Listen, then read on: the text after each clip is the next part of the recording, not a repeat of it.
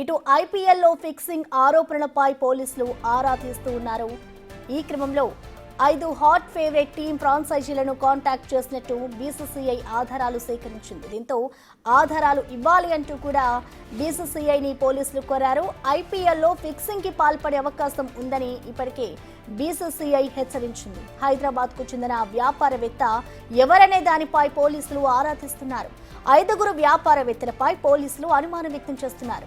క్రికెటర్లకు ఖరీదైన వస్తువులు గిఫ్ట్లుగా ఇచ్చే అవకాశం ఉందంటూ ఇప్పటికే ఐపీఎల్ ఓనర్లకు బీసీసీఐ చెప్పింది. ఖరీదైన వాచ్లు, బంగారు ఆభరణాలు, కార్లు ఆటగాళ్లకు ఆశ చూపి ఫిక్సింగ్ చేయడానికి సహకరించమని కోరే అవకాశం ఉందంటూ బీసీసీఐ చెప్పింది.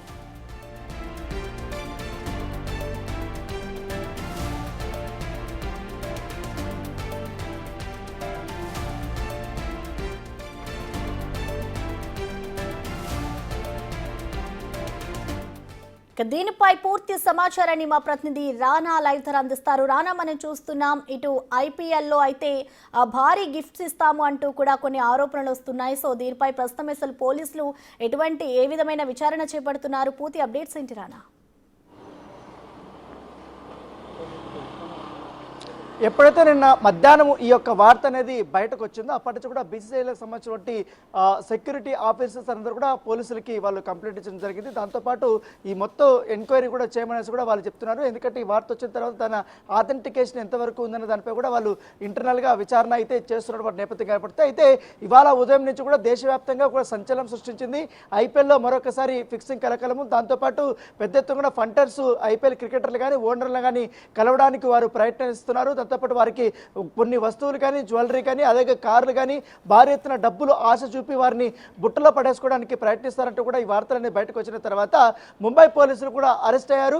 వెంటనే ముంబై పోలీసులు కూడా ఈ యాంటీ కరప్షన్కి సంబంధించిన సెక్యూరిటీ యూనిట్ ఏదవుతుందో బీసీసీఐలో ఉంటుందో ఆ యూనిట్ని కూడా వాళ్ళు కలవడం జరిగింది. దాంతోపాటు ఈ మధ్యకాలంలో ఐపీఎల్ స్టార్ట్ అయినప్పటి నుంచి కూడా బీసీసీఐ కూడా ఎప్పటికప్పుడు ఆ ఫ్రాంచైజీకి సంబంధించిన ఆటగాళ్ళకి కానీ ఓనర్లకు కానీ వారు స్వతహాగా కూడా భద్రత కల్పిస్తుంటారు. వాళ్ళు ఎక్కడ స్టే చేసినా కూడా పూర్తి స్థాయి ఆధీనంలోకి వారు తీసుకుంటున్నటువంటి నేపథ్యం. ఇప్పుడు దాంతోపాటు వారు హోటల్ నుంచి కూడా ఇటు గ్రౌండ్కి వెళ్ళి వారు అక్కడ పూర్తి స్థాయిలో ప్రాక్టీస్ సెషన్కి వెళ్ళేటప్పుడు కూడా అక్కడ కూడా వాళ్ళ సెక్యూరిటీ కానీ పూర్తిగా వాళ్ళు చూసుకుంటారు. ఎవరిని కలవాలి, ఎవరిని కలవకూడదు అన్న దానిపై కూడా ప్రతి ఒక్కటి మానిటరింగ్ అనేది ఉంటుంది.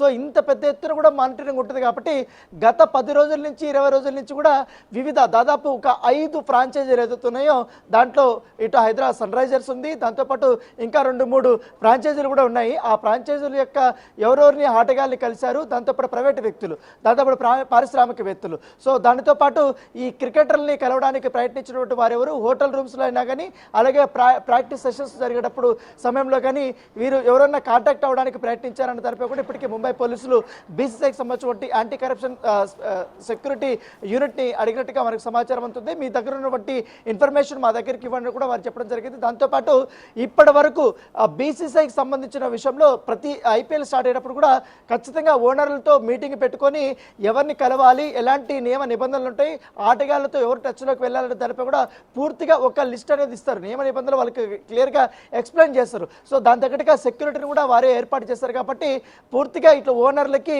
ఇక ఆటగాళ్ళు వచ్చేసిన తర్వాత వాళ్ళు కూడా కమ్యూనికేట్ అవుతుంటారు.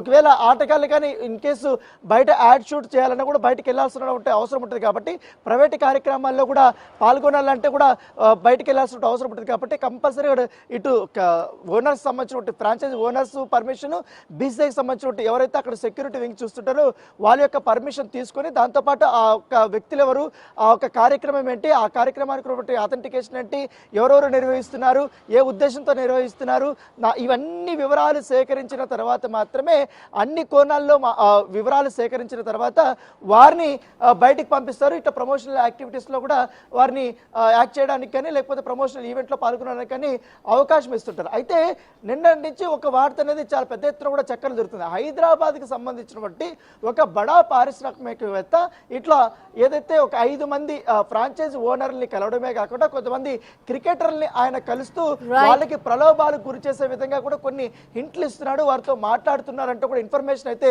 వచ్చింది. దానిపైన పూర్తి స్థాయిలో ఎంక్వైరీ చేస్తున్నారు. ఎవరు ఆ బడా పారిశ్రామికవేత్త అంటూ కూడా వారు చెప్తున్నారు. దాంతోపాటు ఇప్పటికే దేశ దేశవ్యాప్తంగా కూడా ఐపీఎల్ ఫండర్స్ ఎవరైతున్నారో ఎక్కువగా బుకింగ్స్ చేస్తారో వాళ్ళపై కూడా పూర్తి స్థాయిలో నిఘా పెట్టినట్టుగా మనకు సమాచారం అవుతుంది.